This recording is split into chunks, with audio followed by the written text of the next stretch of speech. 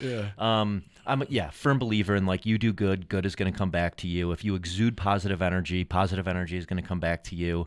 I'm a firm believer in connecting people with not looking for anything in return, just connecting like-minded people. I love what ends up forming from that and the community that forms from that. And that's been a huge component of my success is connecting people, and then opportunities come back your way just from, sharing value. Yeah.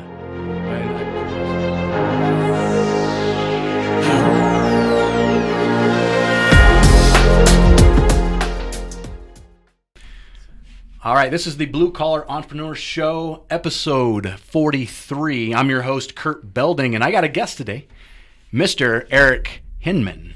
What's up, Kurt? Kurt? Did I say that right? Hinman? You said it right. All right, Nailed that's it. what I thought. Hey, man, thanks for coming being on the show today. And I apologize. I had to push us back for a couple hours, man. I got all caught up in a bunch of stuff I couldn't get out of, so my apologies. No worries at all. Yeah. I got to run in, so it worked out fine. Cool. So I've been stalking you a little bit on Instagram, and dude, this guy, he's pretty badass. I have to lie, I'm very envious of your lifestyle and the life that you live, man. Like Instagram wise, it looks really cool.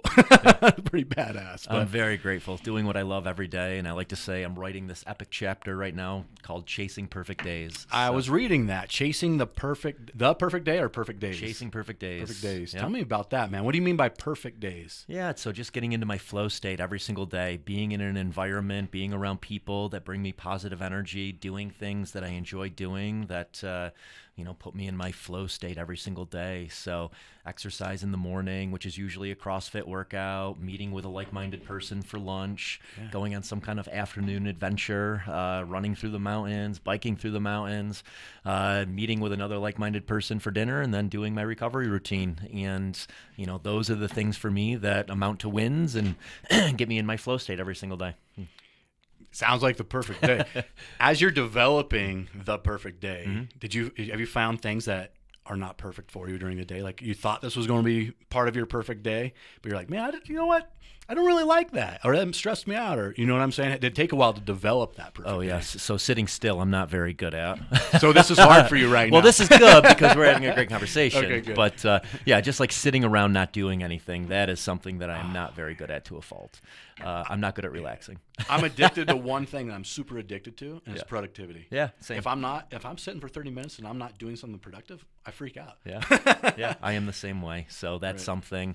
It's more just like the people, places, and an environment. I've found those things that bring me positive energy, and I know the environments that don't bring me positive energy. Like I don't like going out late at night anymore. I don't enjoy drinking. So there's different things that I did in my early 20s that I thought brought me happiness, but they didn't bring me any kind of fulfillment. So now my days are based around fulfillment. Man, and that's big that you said that right there. And I'm going to pull this out of what you just said. The difference between happiness and fulfillment. Two completely different things. Yeah. It's maybe a similar feeling. Happiness is fleeting, right? Like I could go buy a new car and I'm happy for a month. Yeah. Right? But that doesn't fulfill me. Yeah. The feeling of fulfillment, that's a much deeper, richer thing. Would you agree? 100%. Yeah. In my early 20s, I chased money, and I'm glad I did because I built this nice foundation. But I started to realize like I wasn't any more fulfilled by making more money or closing a deal. I was getting more fulfillment out of going for a run and bettering my run pace at the same heart rate. And, now being here in Colorado, like running through the mountains after it snowed 5 inches, like that's fulfillment. I'm in a flow state. I'm so happy. As opposed to like what you just said, material things where like you get an instant dopamine hit, but it doesn't last very long. Doesn't last long. And it actually a lot of times will lead to not being fulfilled because now you have to figure out a way to pay for them, which is if you don't do work you probably don't want to do to pay for the stuff that you bought. Yeah, it's a complete mess, man. It can be, right? Yeah. But no, I like what you're saying so far. But let's go back and I'm super interested I'm always interested on how people got to where they're going. So I know we talked a little bit about your start, but can you share that with our following here? Yeah, how you got started? My start was very different than where I am now. I was wearing a suit and tie every single day of the week, unlike now where I'm shirtless most days. You completely rebelled. Completely rebelled. To the exact exactly. opposite. Yeah, I said, get rid of all that clothes. I don't need them anymore. But awesome. Right out of college, my father gave me a great opportunity He gave me a small salary and a company car, and he told me to drive around upstate New York and find niche markets that I could sell property and liability insurance to. And over a 7-year period, I built up this nice book of business insuring niche markets like campgrounds and marinas in upstate New York. And that's residual. That's residual. You're I still building own that that business. Yep. You still own it. I still own it. How old were you? I was 21 when I started Holy it, and cow, like that's great. 27, 28 when I started delegating duties to someone else. And, you know, the last 10 years, I haven't really been involved in that at all. It's just on autopilot. That's great, man. Yeah. And then I was involved in software for a 4-year period from 2010 to 2014, building mobile applications for clients across the country. That was kind of in the early stages. It was. Of it was apps. fun. Yeah. Everyone wanted an app. So, yeah, we were cranking. We built the team up to about 20 engineers, and you know, I'm from upstate New York, Syracuse. We had access to students that were taking mobile app development courses, so we were able to build this incredible team of employees. And you pull them out of interns. yeah, they would start start as interns. Many of them, just were interns, but a lot of them started as an intern, and then we hired them as an employee. So that was a really fun business. That was my first like real passion project business. Yeah. And then in 2014, I sold my shares in that company, and since then I've just been reinvesting in like real passion projects like fitness facilities and restaurants and consumer brands. And because you own a restaurant in New York, and I you do. also own a CrossFit gym in New York. Co-own. Yep. Co-own. Yep. Yeah. The restaurants are Original Grain, a healthy, fast casual restaurant, similar to like a Sweet Green for, you know, a large example that most people would know. Sure. And then the other is a trendy Mexican restaurant called Exo Taco. Exo Taco. Exo Taco. Yeah, man, my wife would love it. She loves Mexican food. Oh, it's a cool restaurant. Yeah, cool. And so the gym you co-own. Yep. Right there, Yep. yeah. That's called And Urban you're Life Athletics. Super into fitness. Super and into we'll fitness. definitely dig into that. But yeah, so what brought you? Because it seems at that point, Syracuse was your hub. For everything you're doing, man. You had multiple businesses there. That's where you were raised. What made you go? I'm out. Yeah, since 2014, I had been traveling a lot, kind of looking for that next place. I just felt like I reached a personal growth ceiling. Like, by all means, I had a great life in Syracuse, great friends, great businesses, family, but I just didn't feel like I was meeting anyone new, and I wanted to get out and explore more and create more.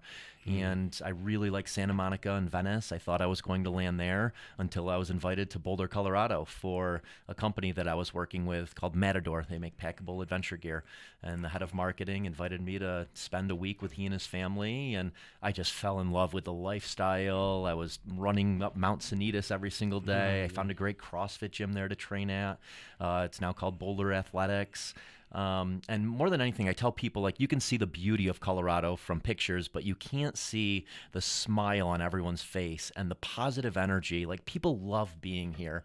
And that was something that I really, really enjoyed being around, was just like the positive attitude of everyone and how much people like being here. And I just, I fed off that. Yeah. So, that was in May of 2017. Okay. That summer, I was invited back out. So you've been here for a couple of years? I've been here for 2.5 years now, yeah. I was invited back out that summer by a company called Training Peaks that does endurance coaching to speak about influencer marketing.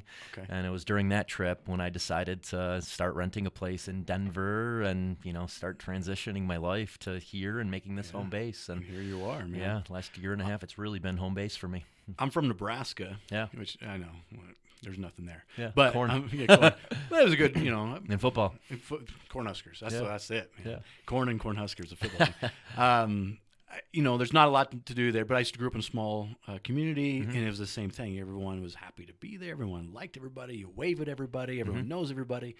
I actually wanted to go to Boston, the East Coast, and move there. I ended up coming to Colorado because the girl I was with at the time wanted to move to Colorado, and girls always win, right? So, they do. Yeah. But Colorado's still a Midwestern feel. It's not 100% Nebraska or Kansas or South Dakota or anything like that, but it still has that. Most people, and there's pockets of negativity, but super positive. Positive. People are humble. Yeah. They want to help. It's a great community. It is. Here in That's the key. Great community. Yeah. So I feel and I've been here about 15, 16 years now.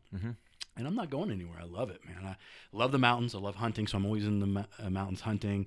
If I want to go downtown to a nice restaurant, I could do that. Or I live out on an acreage in Elizabeth. So I'm with you. I love Colorado. But back to you. Fitness is a big part of your world. All right. And you opened up a fitness gym or CrossFit gym in Syracuse. So it must have been a big part of your world since your early 20s, right? It was. Were you doing CrossFit in your early 20s? Late 20s is when I started CrossFit. Yep, Okay. I played 3 sports in high school. I ran track, cross country, and basketball. Played 1 year of basketball in college, and then got into weightlifting in college. In my early 20s, I was driving 50,000 miles a year, so I started getting out of shape.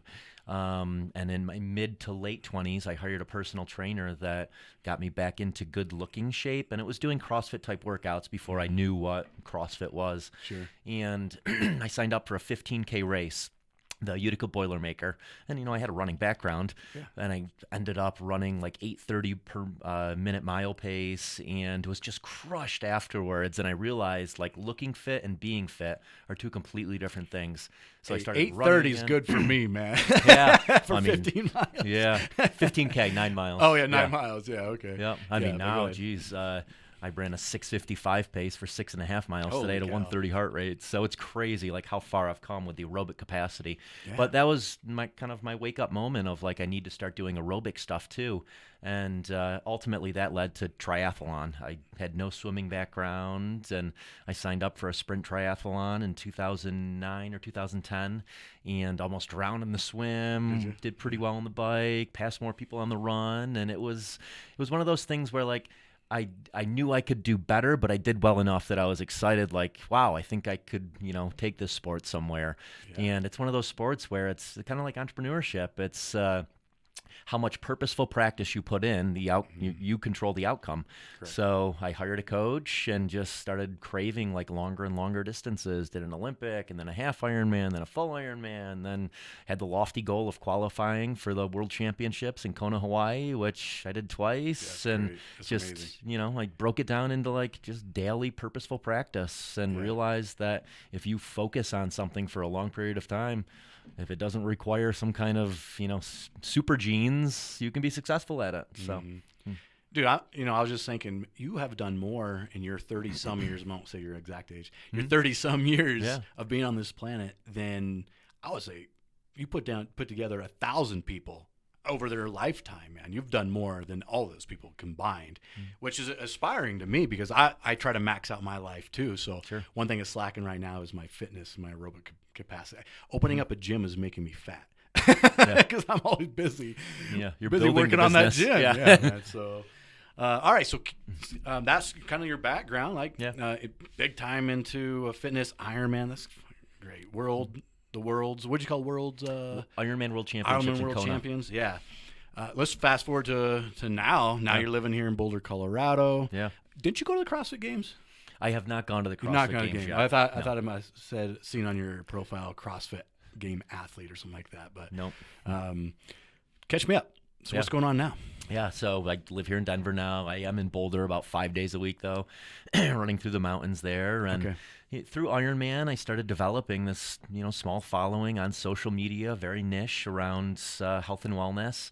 And the last 2 years, I've really capitalized on that, working with brands whose products and services I love and use on a regular basis, and creating content for them, helping them build out their brand ambassador program. So introducing them to other influencers they can work with, introducing them to distribution channels. I've carved out my own little niche in this world of content creation, so that, I'm not just the pretty face with abs posting a picture thinking I'm really going to move the needle. Like, I want to move the needle for the companies I'm working with, because ultimately that's what my compensation is going to be based on, and that's what my value is based on. So, I'm trying to do everything I can to like really move the needle for them. And, again, I found this nice niche and funded consumer brands to work with in that space. Well, and that's where the world's at right now. Yeah. If you're a brand and you're not doing influencer marketing, if you're not doing social media marketing, if you're not hiring this guy to do content creation, you're not going to be around for very long. Yeah. And that's my opinion. People are glued to their phones now. I don't know what the metrics are, but, I got to think that people are probably spending more time now on social media than they are even watching TV. And, 100%. TV overtook radio, and all of it took over the billboards. And Well, I look at my own behavior. Like, I don't even go take a crap without taking my phone with me, so I can watch YouTube videos and look at Instagram and social media. Yeah, I don't. It's it doesn't consume my life, but like I'm on it a lot, my own behavior, and I understand the value of building personal brand just as you do. And sure, what you're pumping content on them there too. I'm pumping content. We have a podcast, so that's where the world's going to, and I don't think you can stop that tidal wave. Where and a lot of people in the community and in society believe that social media is bad for America. Whether you believe is bad or not, you're not stopping that tidal wave. It's going to happen. It's only going to get bigger. Your world is only going to revolve around it, and it'd be interesting to see where this evolves to. We had a little debate. What was that, about a month ago? We had a debate about social media and if it really affects the way you perceive somebody. Like if you go onto Instagram, you're like, oh, this dude's pretty cool. Oh, but he's only got like 500 followers. Does that change your perception? Or this dude's cool, he's got 150,000 followers. You know what I mean? Like, that's just where the world's going to, I think. Fortunately and unfortunately, I think it does. Social capital is definitely, something in today's world. Yeah. And you're building your personal brand right alongside of you doing content creation. Tell me a little bit about that. When did you start doing that? Yeah, so, I probably posted my first picture on Instagram in 2012, 2011. It was probably the copious amount of food I was eating at the time when I was training for Ironman. I had no thoughts that it was ever going to turn into a business. And, just along the way, I felt like I was starting to build this little community of people asking me questions specifically about Ironman training. And then as brands started to reach out, I realized that, these people with niche followings, like, they were going to be compensated by brands to, promote their products and services. So I started focusing on it more. I learned photography, bought a nice camera. And then when the Instagram stories came out, I realized that was everyone's opportunity to create their own little reality TV show. Exactly. And if you have an interesting life, if you can, showcase engaging content, if you can add value in a certain niche, like there is tremendous interest in that from consumer brands. And the real aha moment for me was in 2016, Oakley reached out and invited me to spectate the Ironman World Championships. I wasn't competing anymore, and product test and promote their new Radar Pace sunglasses. So that's when I really realized that like big brands are going to be working with, small influencers. And so the last 2 years, ever since I've been in Colorado, that's the chapter I'm writing. That's my day-to-day, is doing what I love every single day, exuding positive energy, trying to add value and share advice that I've learned along the way, specifically, in the health and wellness and entrepreneurship world, and, working with dozens of consumer brands now. So I've been able to build a business around my life, which is kind of the holy grail. Amazing, man. Yeah. And just doing what you do in life, and attention is everything. That's whether you like it or not, it's attention. When it was the radio, the attention was attention on the radio. When it was TV, attention on TV, attention to the billboard. Now the attention is social media, and of course influencers are getting either free product, getting paid to promote a brand. Yeah, because the eyeballs are there. They have the attention. That's where everyone's attention's at. That's exactly why. Well, and here's the other flip side of that for me. I started a podcast. Ian now does my vlog for me. And of course I want to build my personal brand to build my attention so I can monetize that attention one way or the other, whether it be with brands, whether it be with my own brand, with whatever I'm doing. But on the flip side of this, documenting my life. I just want to document my life so my grandkid could look back and say, who was that dude, Kurt? My great-great-great-great-grandpa, he was an idiot, but they'll know me because they could see me on video, man, which we didn't have 30 years ago. No. I don't know who my great-great-grandpa was. No. There might be one picture of him floating around out there, Yeah.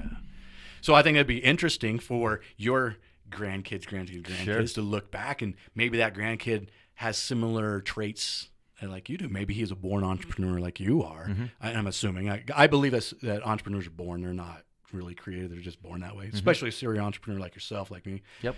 To look back and say, oh, my great-great-great-grandpa is just like me. That's where I get it from. You're building your journey along the way that can be followed and then shared eventually. Yeah. So anyway, that's my little spiel on why you should document your life. Yeah. If you don't have following, who cares? Your great-great-great-grandkids can see who you are, yeah, which is super cool, man. It is cool. Yeah. All right, so what's in the future for you?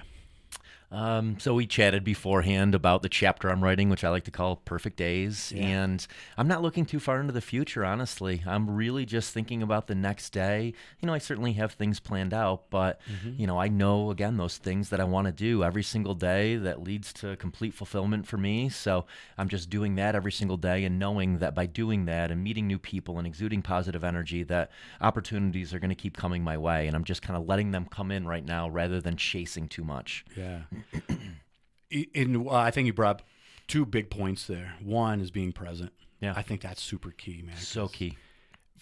For just health in general. If we're always worried about what might happen in the future, that's stress, right? Yeah. Stress is the biggest killer of all.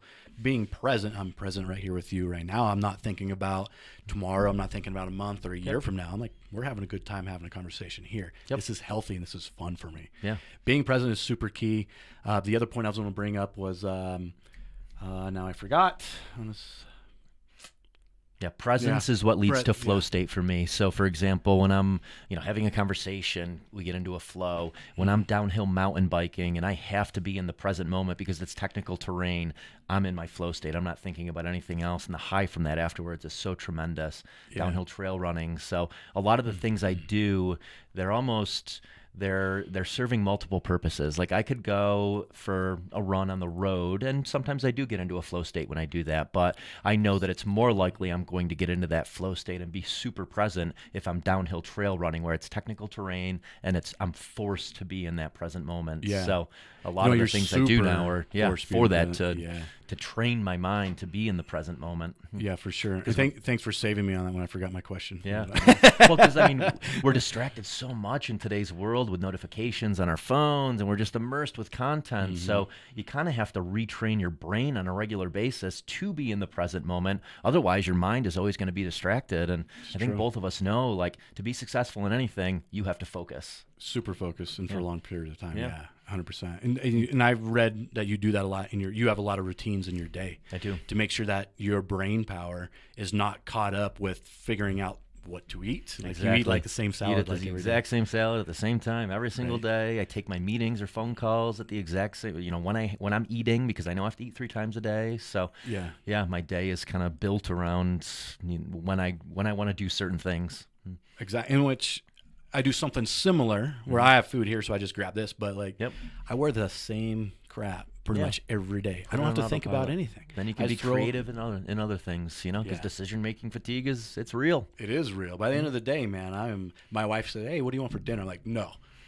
Whatever you want, we're going. Yeah, exactly. I'm not making another decision.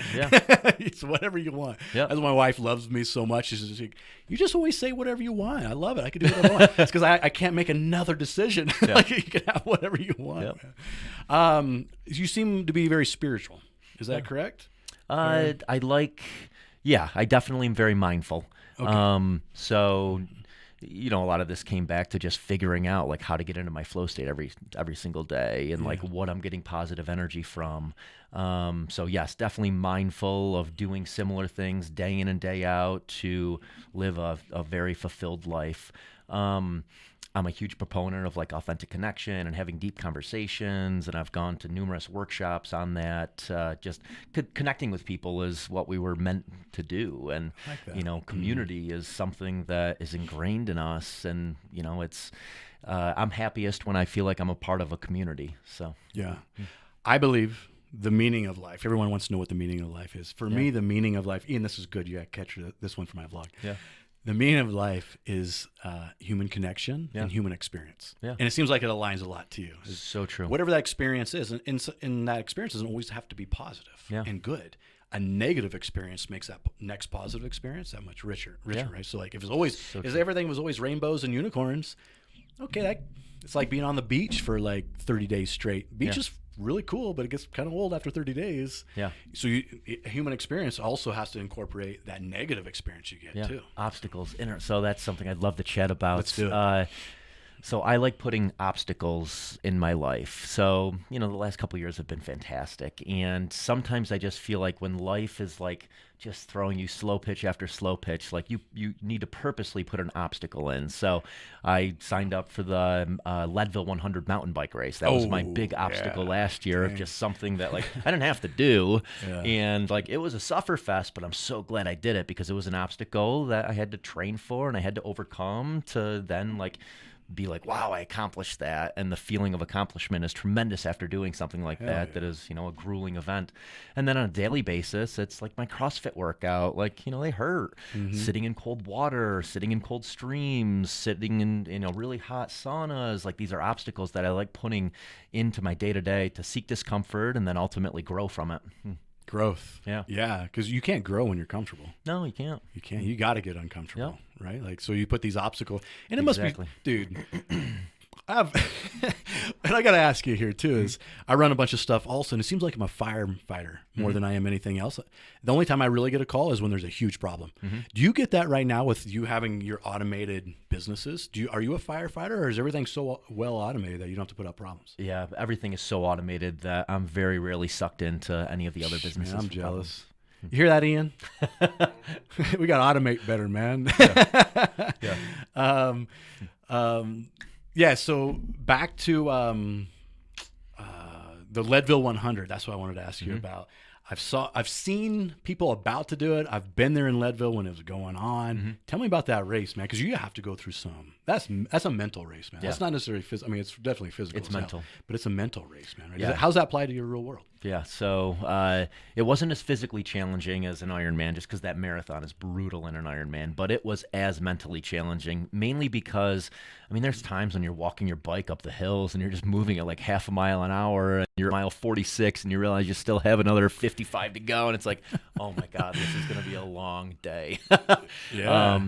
But again, it's such a rewarding thing to do when you like have to, and I didn't train nearly as long as I should have or nearly as hard as I did for any of the Ironman races, but I was certainly fit going into it. And it's just fun when like you have this major goal and you have to do stuff leading up to it to achieve it. And then when you're out there, I mean, you have like the angel and the devil, and like you got to keep batting off the devil and keep like embracing the angel to get through the race, because there's a lot of times when you want to quit. That's right. When that's a big reason why I do CrossFit also is that mental toughness game, and how that applies to every aspect of my life.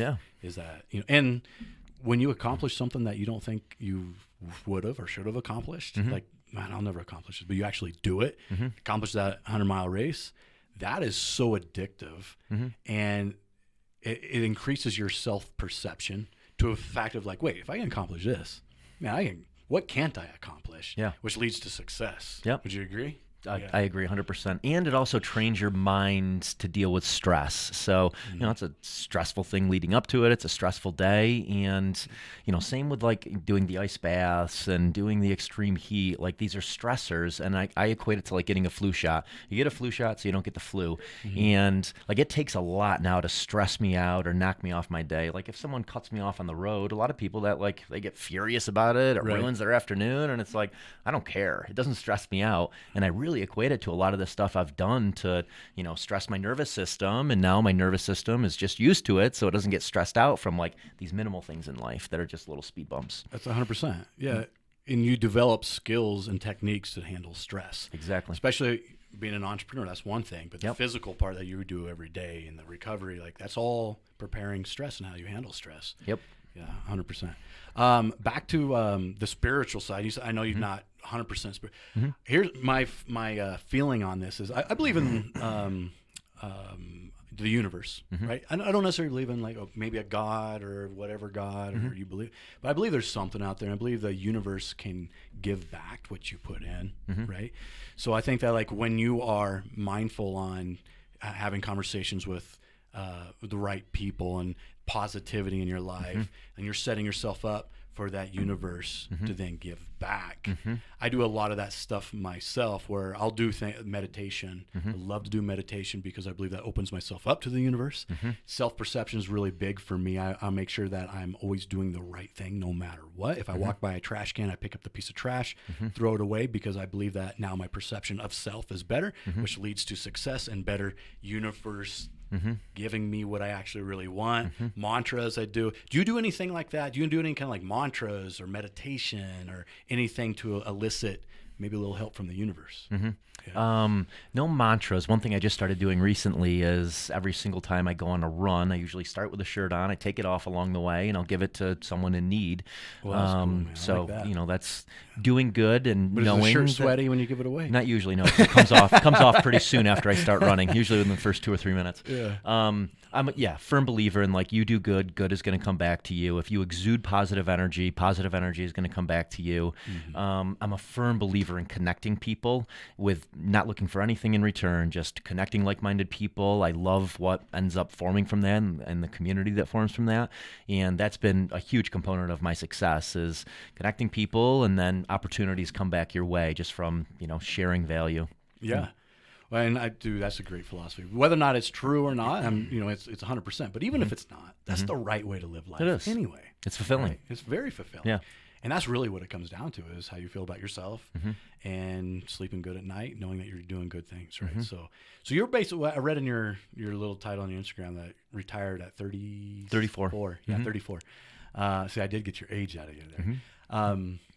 Tell me about that, man. Like, you're not really retired. No, I'm not really retired. No. Yeah, I put it in parentheses. Yeah. And what that means essentially is I'm doing what I love every single day. I have the freedom and flexibility to do what I love, and I kind of think that is retirement is doing what you love every single day and having that freedom and flexibility to do that. So that's what I mean by retired is, I was able to design a life around my passions and my purpose, which I'm so grateful for. Yeah, I love it. And I tell people I'll never retire in the fact of I'm never going to stop doing stuff. I'm never going to stop creating. You're going to keep learning about yourself and understanding what only you can do and you can do best. And you're going to, eventually craft your perfect day and, the things that you want to do every single day. Are there going to be some speed bumps along the way? Of course there are. There's going to be hurdles, obstacles, but, it's just over time figuring out like, these are the things I want to be doing every single day. These are the people I want to be around every single day.